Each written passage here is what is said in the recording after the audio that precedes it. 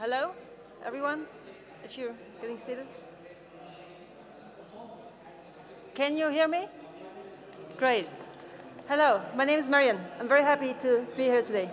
Hola, buenas tardes, estimados señoras y señoras.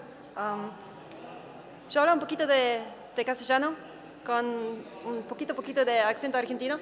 Entonces, si tienen alguna duda o alguna pregunta, me pueden preguntar en castellano, pero decidí hacer la charla entera en inglés, porque si lo hiciera en castellano, yo necesitaría como 3 horas y creo que ustedes no quieren quedar acá para 3 horas, y yo tampoco. Therefore, we'll do this talk today in English. I hope you can understand me. I will try to speak slow. And if you have questions, or also if you have questions after the talk, you're welcome to ask in Spanish. So today I'm going to be speaking about, if you had 3 wishes, what would they be? I'll be speaking about misperceptions in security. I will be speaking about obstacles of young people, like your young talented people, obstacles that they face when they want to enter the information security field.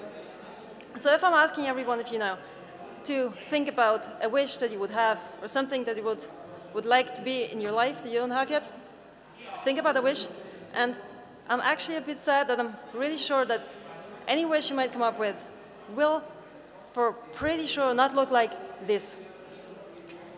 This might be an awkward picture for a lot of you. And this is a tool that I like very much. And if I would have to think about a wish that I have, if I wouldn't have one already, I would wish for a license for this tool. I would wish for an IDA Pro license. And today I'm going to give you an introduction on how I came to that wish, or why I think this wish is important, and why I would love to have a lot more people around who actually have the same wish.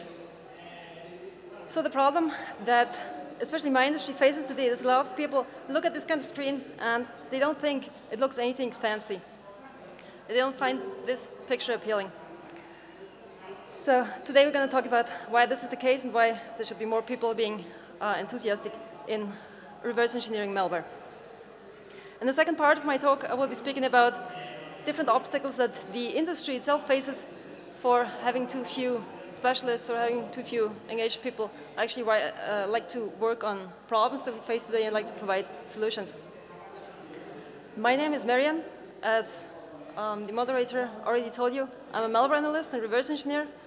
I work for a company based in California, in Santa Clara, named Cyphort Inc. What this company does is we work on threat detection. We try to provide new tools and new security solutions to detect threats. And exactly this science of detecting threats today is having big troubles, or facing big problems, that we'll be presenting to you today. As I mentioned, the talk will have 2, or better said 3 parts. The first of it will be my personal story and how I entered this information security field and why I think it's important to be here. The second part, I will show you some case studies on how threat detection today is kind of stuck or is facing problems that we can't solve with the current solutions we have. And then the third part, I will show you how you could actually add to the problem and work on a solution. So, first of all, I wanted to introduce myself a bit more and give you an idea of why I'm here today and why I'm speaking here today. I actually have a very short career in information security, which began like not even 3 years ago when I started to reverse engineer binaries. But actually, I got in informatics or information science a long time before that, when I started to do a technical high school and I tried to learn to code, to develop software. After that, I went to university where I tried to learn about security, about information security. After that, I was like stuck in my life because I was like one of these disillusioned teenagers or post-teenagers who didn't quite know what to do with all the stuff that I learned at university. And then there was a project which proposed to work on malware for my final thesis, and I thought malware kind of sounds cool. Today I meet a lot of people who actually think the same thing. Malware sounds cool, it sounds challenging, it's like something new, it's something exciting. And I can very well understand this thought. I had the same thing. So after writing my thesis about malware and malware analysis, I started at an antivirus company, working there as a junior analyst, and actually being not really challenged with my life, because you might imagine that the malware analyst is busy with reverse engineering malware the entire day and trying to find new things and doing really exciting stuff. But in fact, What a lot of malware analysts do nowadays is not reverse engineering binaries, but sorting binaries. So what I did back then in my job wasn't really challenging. I was moving samples from one share to another share and trying to create signatures or trying to tell other people roughly what the binaries were doing, but it was not interesting. So after a while, being a malware analyst, I found there is a challenge, a reverse engineering challenge for females. Throughout my life, I was always pretty scared of debuggers, or pretty scared of these binaries because I didn't understand them. And as I'll show you later on, humans tend to be scared of things they don't know. So one day I saw this challenge for females for reverse engineering binaries, and I thought, if there is like a challenge dedicated to females, I am female, I should be able to do it. So I started on that challenge and worked very hard for a long time and finally won the challenge, which was a big thing in my life. Like everything, like after the challenge, all of a sudden everything went boom. All of a sudden I understood that reverse engineering binaries was not the biggest problem humanity ever faced, and that actually some young and unskilled person like me could do it, because it's something you can learn. And what I see today, if I go to conferences like this one, or if I'm teaching at university, or if I'm seeing a class of high school students, they all ask the same question, like, how do you start with that? How do you get into this? How do you get where you are? And I never have a really good answer to them, because I can't tell them anything else and let's just do it and go out and try.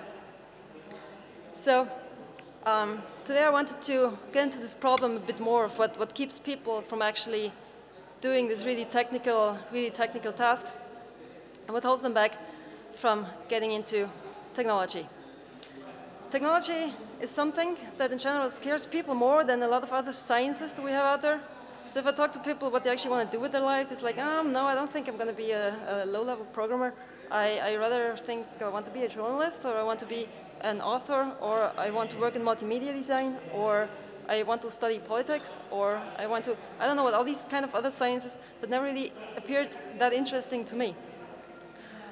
But the problem is that in our modern society today, we're facing all these topics over and over again.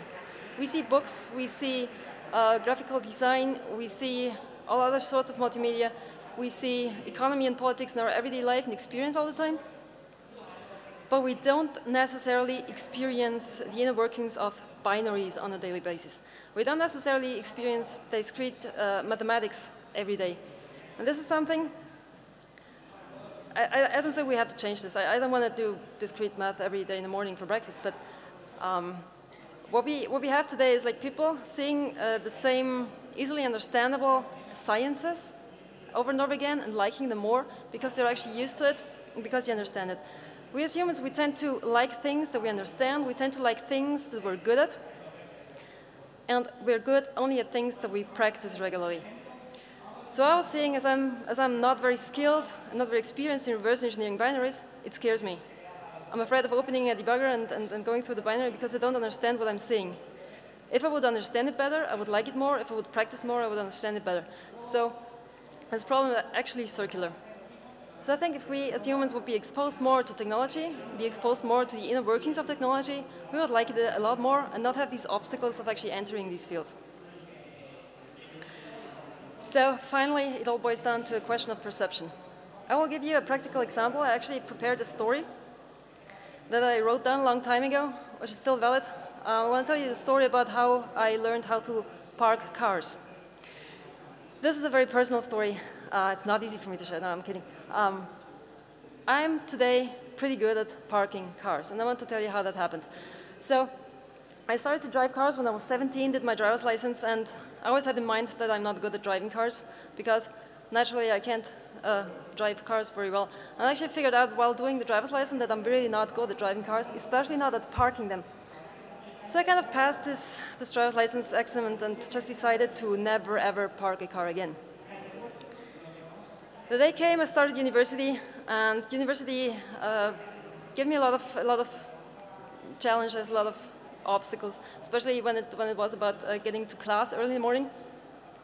So going to university for me was always better taking the car because then I didn't have to take the bus, which was very, very early. So I took the car and went to university, and there I had this issue that everyone else did the same thing, and of course we had a fight among the parking places. So every day in the morning, I had to do this decision to either park my car in a very small spot, which I eventually found somewhere at university, or park the car very far away and walk for a long time. This was an easy challenge. This took on for 5 years. I had 5 years of time to actually get myself to try to place that car into these little spots around university. And you know what? After 5 years of ridiculous car parking, it took me always a long time to get that stupid car in the slot. After 5 years of ridiculous parking, now I'm an expert in parking cars. When I had started back then with 17 driving cars, I was really afraid of parking the car. Because, you know, you can scratch the car, you can scratch other cars, it's a dangerous thing to park a car. So this fear was actually something that made me think that I would never be good at parking cars, because it was something that I didn't understand, and I didn't try often enough. So I didn't have practice, and in fact, I didn't learn it before I had to go to university. And this is something that's also a question of perception. So now I'm asking you, if you're out there and you think you could reverse engineer binaries, you think you could be interested in this, if you couldn't like get yourself to actually try it and exercise it. So, what do you think you're good at? And is there anything else that you think you could actually want to achieve and are not able to yet? Because I think everyone can learn everything. And on the other side, I'm starting the second point today, innovation. There's something, you're in a very special business. Information security business is a rather small business, it's a rather young business, and there's a lot of opportunities in there. And currently in this kind of business, or especially in the threat detection industry where I'm in, we experience an innovation gap. An innovation gap for me is something where there's a lot of space for young, bright minds to actually move something, to find problems that are out there and prepare solutions, and provide these solutions to people who actually need them. I can tell you it's very beautiful to work in an industry where you do something and people are actually happy that you did it, and they're happy to receive a new solution or receive a new idea, and they're actually happy to have you there. About this information gap provides a lot of opportunities for young, bright minds like you, where you could help on working on these solutions for specific problems. In that case of this gap, where there's this big empty vacuum that needs people like you, you have a lot of opportunities, a lot of chances to actually make your own life better. And here, I will bring you some points of why I like to be in this business, why I think it's great. There's like an ongoing flow of challenges. In information security, you will never get bored. That's the one thing. There's a lot of interesting characters. You might have figured out at this conference here, there's interesting people running around. If you have talked to other attendees, you might have figured out they have interesting ideas, they're happy to share their ideas, they're happy to talk to you. Maybe they're even happy to have a beer with you after the conference. I always enjoyed going to these kinds of events and sharing ideas, because it makes you learn yourself so much more than you do at home and reading a book. The other thing that I've heard before already from another speaker, there's ridiculous appreciation. If you're a hacker out there, if you're able to break systems, if you're able to analyze a binary, if you're actually able to do things that other people don't understand, you receive ridiculous appreciation. You have people looking up to you that you didn't even know could ever look up to you. There's something. At some point, yes, it's ridiculous. At other things, it's nice, sometimes. Another thing is there's less personal competition. A lot of friends of mine work in businesses where there's a lot of competition. There's a lot of people who want to be manager of, I don't actually know what all these people are working on, but there's a lot of people storming to get the same job position. And in my industry, there's just so few people that you have the better chances of actually getting a cool job, actually raising in your career ladder, and actually get the interesting task to do. A good friend of mine, she's like the assistant of the person who actually has the job that she wants to have. Her chances to get the job are like something between 5 and 10 years. This is somewhat reality. And I'll tell you what, I'm happy with the job I have, because I have a job that I actually love, I actually like very much. And this is something that I would want all of you also, to have a job that they actually like, that they appreciate, and to have a position where they are appreciated by their bosses, by their companies, and by their colleagues. And this is something which I experienced very beautiful in information security, that there's a lot of appreciation, sometimes ridiculous. In our field, you will in general make more money than in most other technology industries, or let's say in most other industries which are not connected to technology. There's very good salaries to make out there. you will experience more freedom than you usually do if you're the assistant of the guy who has the job that you want. As a researcher in information security, I experience so much freedom, I don't even know where it comes from. Like, I find an idea, I tell my manager, I think this could be a good thing to implement. He's like, yeah, try it and tell me what you found out. And I have so many friends receiving it the other way, having their managers tell them, you have to do this, and then you have to do this, and then you have to do this other thing, and they're actually not even interested in all the projects that you get. So I personally think that in information security research, you have still a chance to realize your own dreams. Even if you're young and you're not like very experienced, you can still do what you want and think it's cool. And last, but not least of it all, you will have fun. Trust me, you will have fun. If you find all these problems, or if you see all these problems that information security has, and you provide your own solutions, this is rewarding. If you're actually doing something, providing solutions for problems of other people, and they're happy to get it, this is very rewarding and makes you yourself happy. So you will have fun, for sure. All right, so what is the gap that I'm talking about? This innovation gap, or all the problems that are out there. And personally, I tell you, I'm not a hacker, I'm not a specialist in so many things, but I spent some time on threat detection. And today I wanted to show you some case studies on why I think the threat detection is fundamentally broken, and why we need a lot of bright minds to actually fix it or come up with new ideas that work better, or are able to provide integrated security better than actually applied security. So today I wanted to talk to you about a case study which I did on the A and the P of the T. I work in a company, we try to detect APTs, which are advanced persistent threats. There is a fundamental problem with threat detection, as threat detection finds known threats, and we actually need solutions that find unknown threats, because this is one of the attributes of APTs. It's malware, or it's a threat which hasn't been seen before. Unless we have this fundamental problem, the threat detection always finds stuff which has to be known in some way, we'll never find the stuff that we've never seen before. I'll show you a quote which a very good friend of mine came up with, who was working on the same problem, on the APT detection, who said, advanced is something which we don't understand, while persistent is something which we just didn't detect. So with this quote in mind, I came up with some ideas which actually make up an APT, or a sophisticated malware, which from the ethical perspective could make that malware more complicated to detect, to evade detection. From these ideas, it was 7 points that I came up with to make threats more complicated. From these 7 points, I created a scala to actually evaluate some APT malware samples, which I had looked at before, and try to evaluate these samples of how sophisticated they really are. Now let me introduce you to my 7 points, the 7 sins of today's threats. Sin number 1 would be not being unique. If you have malware and you want to infect more than one system, you need to get some abstraction in there. Otherwise, as you remember, like threat detection searches for patterns, it searches for known threats. If you want to infect more than one machine, you create a pattern if you use the same binary all over again. As we had it some time ago, there were a lot of runtime packers, but runtime packers have a problem in itself. They're easy to detect because they trigger heuristic detections, but just an idea, there's other ways of actually modifying a binary to make it unique without using a runtime packer, which would be using compiler settings. There's been really interesting research on that, and compiler settings are a good way to obfuscate the binary a certain way. There's still problems in there, like the API calls the binary would set, or the strings the binary would contain, and for these kind of problems, you just have to use extra fixes, integrate in your malware to obfuscate the strings at runtime, and try to hide the API calls by dynamic resolution. So this is the first point.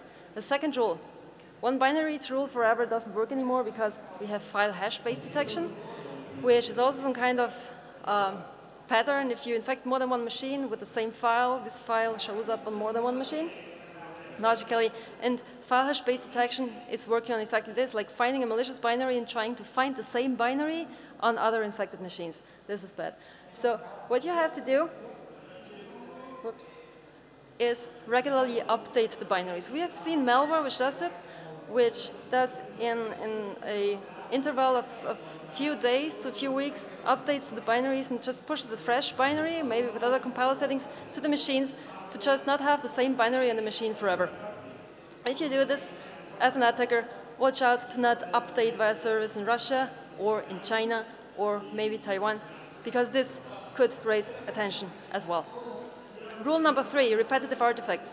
If you have ever looked at malware, malware always does changes to the machine, and there's a specific set of changes which it does, which we call artifacts, which sometimes are repetitive. You have repetitive file names, you have repetitive registry key names, you have repetitive persistence methods or infiltration methods. If you can teach your binaries to use different names or to alter the persistence method or to alter the infiltration method of the machine, you destroy patterns. As a malware author, everything I want to do is destroying patterns. This is a very good way to do this. Rule number 4, environmental insensitivity. If you write a piece of malware, you might want to teach the malware where to run and where not, because, as you know, there's a lot of sandboxes out there, there's a lot of analysts like me, there's a lot of virtual machines which are dedicated to analyze a piece of malware. If you can tell the malware to just not execute there, you're a lot safer. And I'm telling you, if someone plans to do an APT, the first thing he should start to do is actually decide on the targets he wants to target, because these have very specific machines, these have very specific behaviors. You can teach the malware to actually just only execute on this set of people. This way, you have the best anti-sandbox trick that could ever exist out there if you just do not execute on a system that you do not know and do not target. Rule number 4, singular persistence. You might have heard about the P in the A and the P of the T. The malware tries to remain in control of the infected system. And there are several ways of persistence methods on a machine, and they have all been analyzed to death. There are security systems actually watching these kind of persistence methods, which would be like setting a specific registry key or creating a specific service on the machine or infecting the master boot record. All these techniques are monitored by security solutions. Now, what I've seen in the past, which I thought was very smart, was like persistence method that would heal themselves when being deactivated. So, for example, you could write a malware which has like a starts a second process in the machine, or starts a dedicated service, or maybe just only one thread which watches another thread and checks if one dedicated persistence method is still there, is still existent, and if it gets deleted by some security solution, you just reset it and recreate it. And if you do not want to trust on one persistence method, you could just add them all and have a big network of persistence on the infected machine. Rule number 6, the separation of layers. I'm analyzing a lot of malware now, and most of them have like a payload and a runtime packer. The runtime packer, which shows all the anti-analysis and protects the binary, which in my eyes is pretty stupid, because this way, me as an analyst, I just have to remove the runtime packer, and I have a beautifully plain binary with plain strings and plain API calls. So what I would suggest is, yeah, this is dangerous because antivirus solutions actually search in memory for malicious payloads. So what I actually would suggest is to have like an integrated approach and spread the anti-analysis throughout the entire binary to protect it from analysis or sandboxes or threat detection. Finally, rule number 7, known spheres, my favorite one because I don't understand it very well, is different spheres where you want to act. Remember the A, you want to be advanced. You want to do something that not 90% of all the malware analysts out there understand. Actually, pretty much all of the binaries, or let's say 90% of the binaries that I see, do the same things and look the same way. There are 32-bit executables which execute on every environment and show me immediately what they do. So what you want to do as a malware analyst is you want to find a new battlefield. You want to include a challenge that not 90% of all the analysts can analyze. There's a lot of research going on this. There's malware actually using it. What you need to do as a malware author is actually just integrating it into your product. So if you have all these seven attributes, I would say this is a very sophisticated malware. And let me tell you something, the malware that I see today, or that most other people see, is not very sophisticated. What I did for my case study is coming up with these 7 points and making like a rule set of them, aggregating them to these 7 rules, that you need unique binaries, you need irregular updates, you need no repetitive artifacts, you need to be environmental sensitive, you need multiple persistence techniques, consistent evasion, and you need to touch unknown spheres. With these 7 points, you're very sophisticated. Now I looked at 4 different APT malware families and figured out there's a lot of blanks in there. These 7 rules I applied to the Black Energy Trojans, which were like a crimeware kit used in an APT attack. There were the Havix malware, where I didn't look at all the binaries, but the ones I saw were like beautiful, beautiful Windows software, beautifully calling APIs and showing strings and everything, but not looking like malware. the third case study I did on BlackPaws. You might have heard about the breach of the Target Corporation in the United States. So BlackPaws is one of the most unsophisticated malwares I've ever seen. I have to say that. And the Evil Bunny malware, which you might have not heard about, that was one project of mine analyzing a piece of malware belonging to the, I think Kaspersky calls it Animal Farm APT. Anyway, if you look at these kind of binaries, whatever background they might have, and at the sophistication that you add to their activities, you find out there's a lot of unsophisticated threats out there. You find out there's a lot of not very complicated malware. But you know what? If you look at this scala very closely, there's like one blank line in there, one very blank line, which is the BlackPaws malware used to breach the Target Corporation. And I think, financially speaking, this was the malware making the most money. Because the BlackPaws malware managed to steal more than 56 million financial card records from Target within 1 month.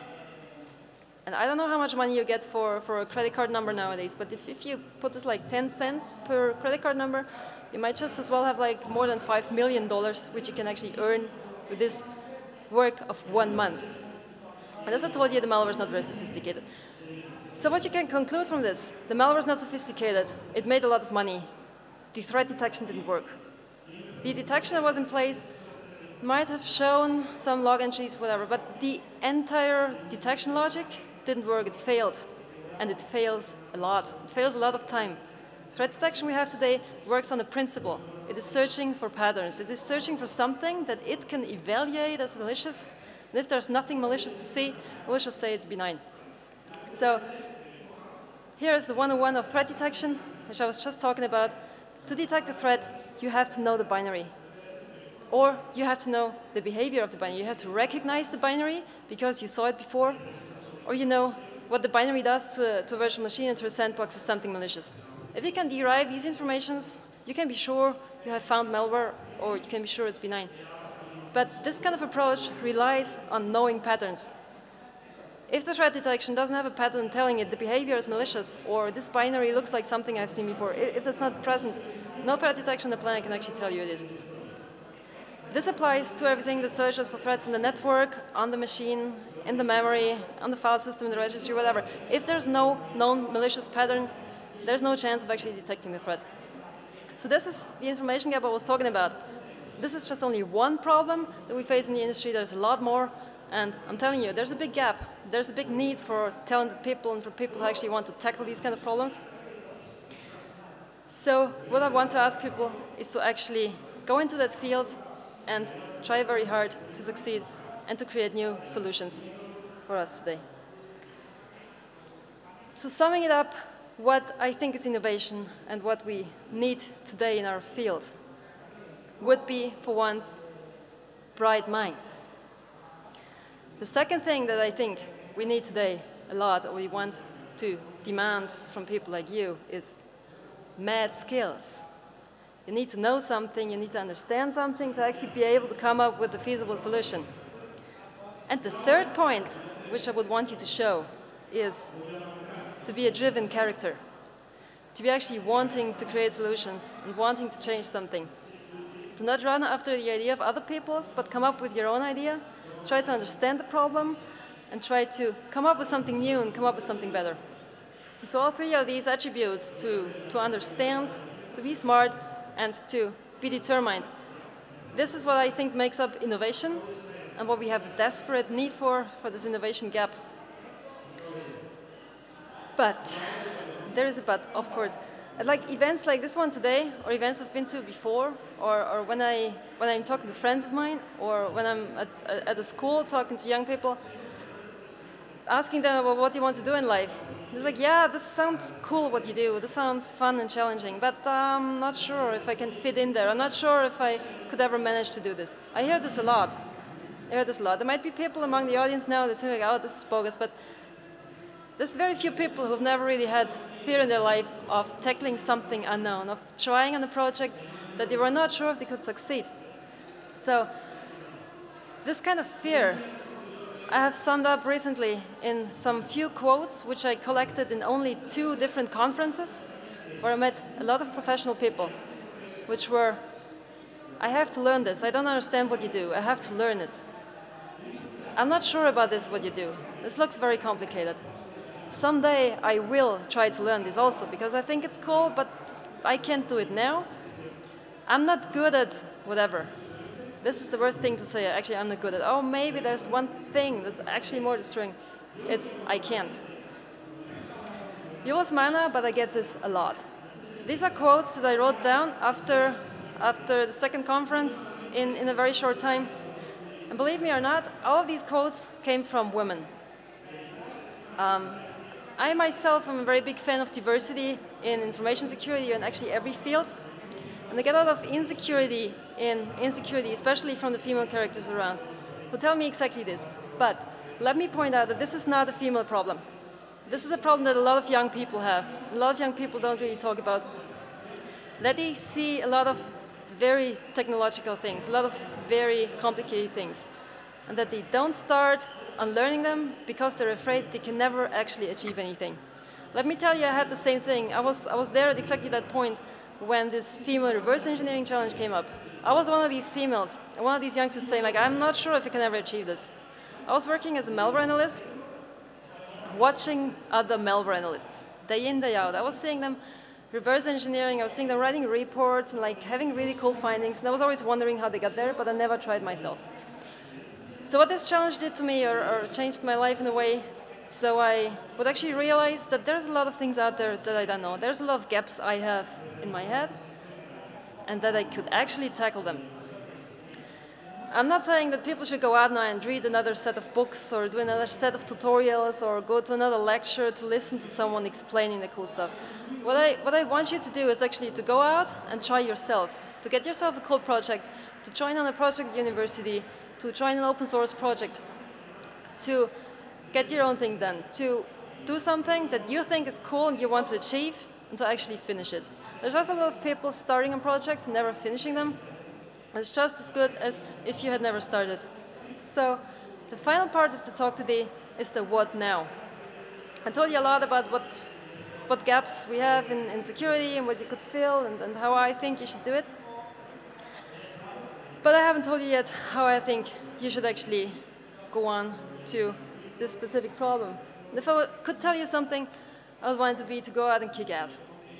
This is something which I would have loved if when I was young, I was starting in technology, I would have loved someone to just tell me this, to just do things. This sounds very easy to say, but in a lot of people's minds, it's very hard to actually understand that you have to get their hands dirty, and you have to get their hands on stuff to actually achieve something. By reading books and doing tutorials, you get a lot of theoretical information to your head, but what you actually need to do is apply this information. On this picture, you see a fight. It looks like a very tough fight. I think it is, I'm not sure. I want to introduce you a young lady which I look up to a lot. You see on this picture, on the left side, a young lady named Linda. Linda is my karate teacher. 2 years ago, I started with a very specific type of karate. I started to do Kyokushin, where I had to learn how to actually kick people and how to be kicked, which sounds like very tough. I was very scared of starting this. I admitted I didn't actually want to go to these classes because they were very hard. You have to do a lot of push-ups, you have to do a lot of exercise, which I wasn't able to do. And actually, I think it was there where I delivered this mindset of just tackling the problem with the same questions in my head that I see in other papers of like, and I'm not sure if I can achieve this, I'm not sure if I can do this, but I will try anyway. Because failure, especially on things that you're preparing for, is not that big of an issue. The bigger issue is that you never try to actually achieve something. So yeah, about the karate, I'm still going to these classes, I'm still scared, but not that much anymore as in the beginning, and I'm showing progress. And this is something that I would give to you. I would want to understand that you have to make progress. You have to start learning something, and you have to try to get into an end. Now, I'm not black belt yet, but this is one of my goals for the next 10 years to actually achieve this black belt. And let me tell you something. Reverse engineering I learned in a lot shorter time than karate, because I think it's actually easier. So what I've been telling you, you have to learn things, for sure. And for your personal experience of yourself, don't remind yourself of all the things you cannot do. Remind yourself of the things that you're good at. Remind yourself of the qualities that you have and how you can use them to achieve, to learn the things that you can do. This is something also about the quotes from before, where people told me, no, I'm not good at this, I can't write code, I can't analyze malware, I can't exploit stuff, I can't do whatever. So I have these people all over again telling me the stuff that they cannot do. But you know what? The stuff that I cannot do didn't get me anywhere. It was always the things that I were good at were actually supporting the other qualities that I delivered or that I developed over time. So use the talents that you have today. Like for example, before starting to reverse engineering, I was always a good writer. At school, my teachers told me I'm very good in writing. I think they also told me I'm not good in math, well, I'm not sure about that. But all my life long, I was writing a lot. I like to write reports, I like to write blogs. I was a good writer. And for winning the challenge, there were 2 tasks to do. It was analyzing malware, reverse engineering the malware, and writing a report. I wasn't good at analyzing malware back then, but I was fucking good in writing reports. So I used that skill to actually make up for the lacking gaps on the reverse engineering side. And you know what? It was a fucking good report. It was a 30-page report that I wrote for the challenge, which looked awesome. It didn't have all the technical information that I could have found, but it was a great report. So what I'm asking you to do is find out what you're good at and use that to actually make up for the gaps that you have in other fields that you would like to learn. The final thing, which I said in the beginning, the dollar thing. I pointed out there's a lot of money to make in our career. I'm also having a lot of people telling me, oh, I'm not that interested in money. I rather study philosophy, or I rather try to become a journalist one day, which is also, it's very cool fields. But what I'm telling these young people is don't forget about the money. There's something about money, that's how money looks like. There's something about the money, I'm not telling you all to get rich. Honestly, I'm not interested in making all this money. I'm not interested in spending all this money. But what having a good salary in mind means for you is actually, this can give you confidence. If you're making good money, you can afford your own life. You have more security. You can pay for your apartment, you can pay for your food. You can afford to change your job and to go to some other company. You can afford to be unemployed for 2 months because you're not scared. If you're living on a minimum salary, you don't have this confidence. Money gives you choices. As I mentioned, you can choose your job. You can choose the company you want to go to. You might not have this choice if you're living on a minimum salary because you have to pay bills, right? Everyone has to pay bills. If you have money, this is not a problem. You can actually set out for 2 months and take time to choose on another project, to choose on another job. So what the money gives you as well is freedom. As I told you, I'm not in love with the money, but I'm in love with freedom.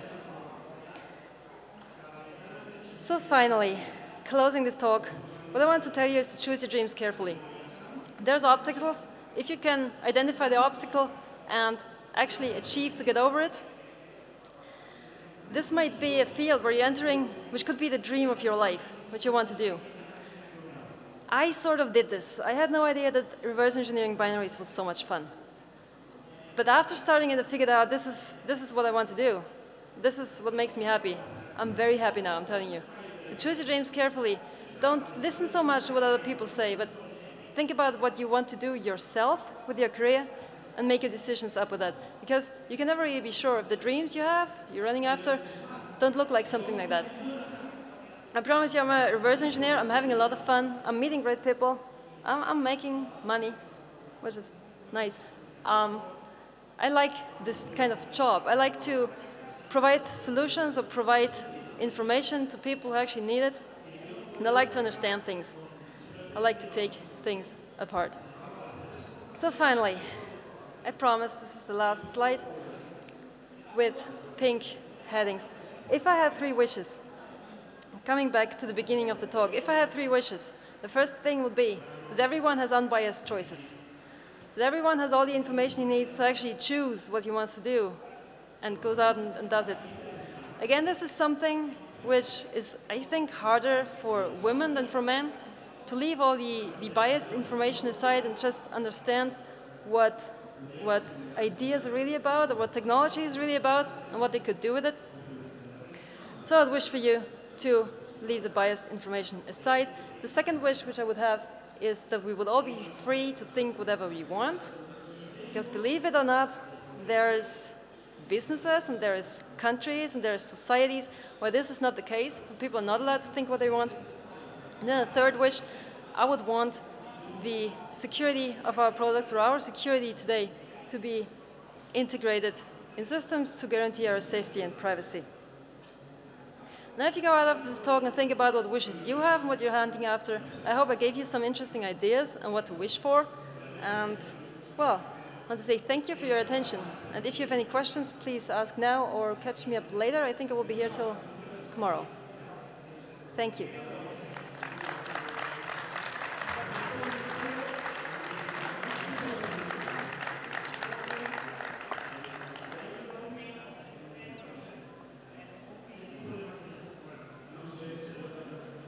If there's no questions at all, thanks a lot for... Oh, question.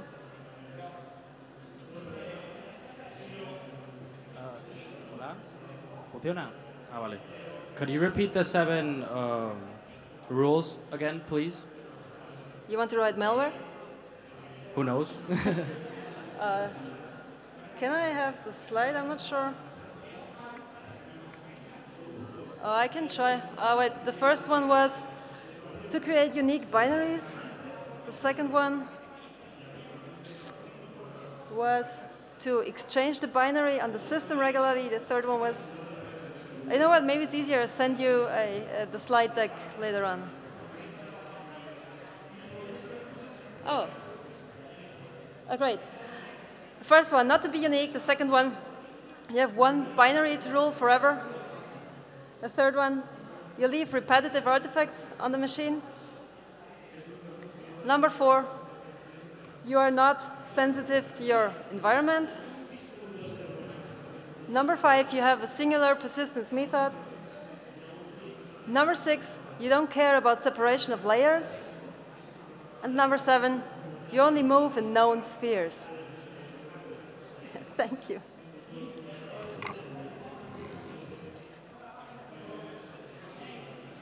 If there's no other questions, I am very happy to be here today, and thank you for your attention. Have a good time.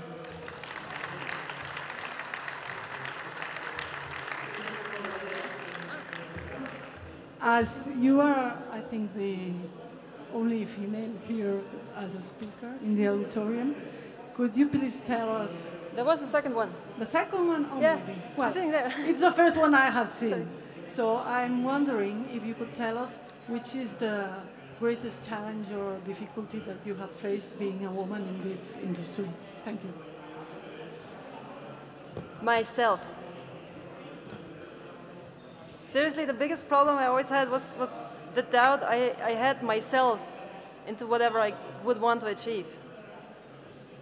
It was holding myself back from joining projects which I thought sound interesting because I was afraid of embarrassing myself, of joining the project, not being good enough for the other team members, which was fundamentally wrong.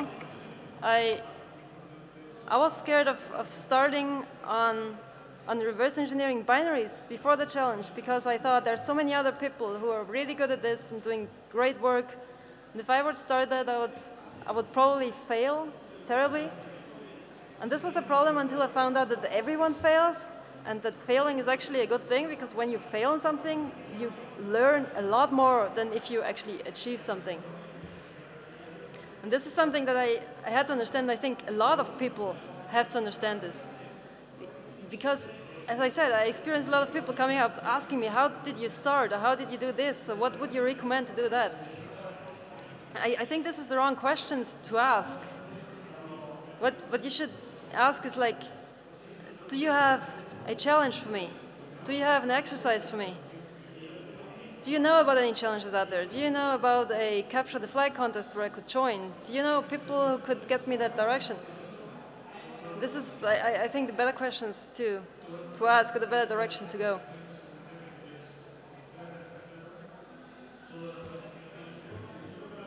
All right. Thank you very much.